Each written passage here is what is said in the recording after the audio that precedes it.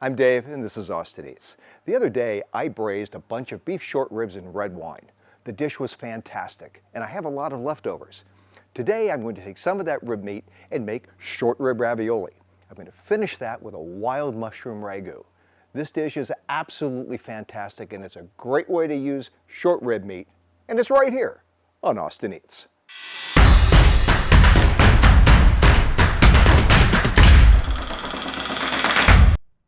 I'll begin by making the dough for the ravioli. So a couple cups of flour and a couple of eggs inside and a little bit of olive oil. Olive oil is important for a ravioli dough. Generally don't use it for pasta, but for ravioli it does help. Just start incorporating the flour into the egg by gently beating it with a fork. Then it's time to just get your hands dirty and start mixing this up. If the pasta seems a little dry, like this one was, just add another egg and mix it in. The dough will come together in about 5 to 10 minutes. Just keep kneading it, and eventually it will look like this. Wrap that up in saran wrap and let it rest for 30 minutes. While the dough is resting, we'll make the mushroom ragu. Melt some butter and some olive oil, saute some shallots until they're nice and tender, then add some fresh mushrooms and some porcini mushrooms. I used dried porcini mushrooms that I soaked for about 30 minutes and then rinsed carefully. Season this mixture with salt and pepper and then add a few cups of braising liquid from the beef short ribs. This is going to add a ton of flavor to the sauce. Next, add heavy cream, stir well, and let this simmer for about 15 minutes. My dough has been resting for 30 minutes, so it's time to cut it in half and roll this out and make some ravioli. Simply take half the dough, roll it out a bit, and start running it through the pasta press at its widest setting. After the first pass, fold it onto itself, turn it sideways, and put it through again. If you don't do this, the pasta will come out long and narrow, and it won't be big enough to make ravioli. Gradually increase the setting on your pasta roller.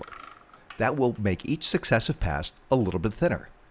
Each pasta roller is a little different, so follow your manufacturer's directions for the correct setting for ravioli.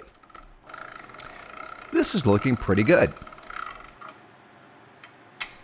Remove the beef short rib meat from the bones and chop it up. You want this nice and fine to go into the ravioli. Place a heaping tablespoonful in the center of one of the pieces of ravioli dough. Repeat this about every 3 or 4 inches or so.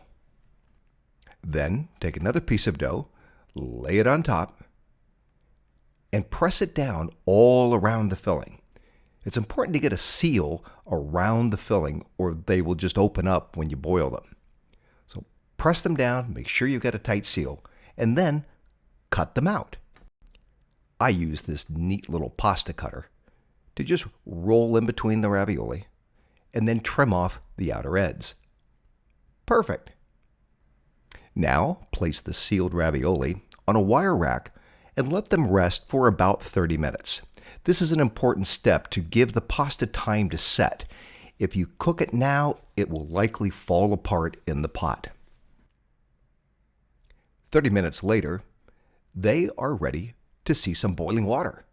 Gently place the ravioli in the water and cook them for a few minutes until they begin to float. This could be 5 or 6 minutes. The ravioli are now done, and this dish is ready to plate. Top the ravioli with some of the mushroom ragu, and you have a wonderful hearty dish. Thanks for watching. If you liked the video, let me know, and please subscribe. I have new videos coming out every week. See you next time on Austin Eats.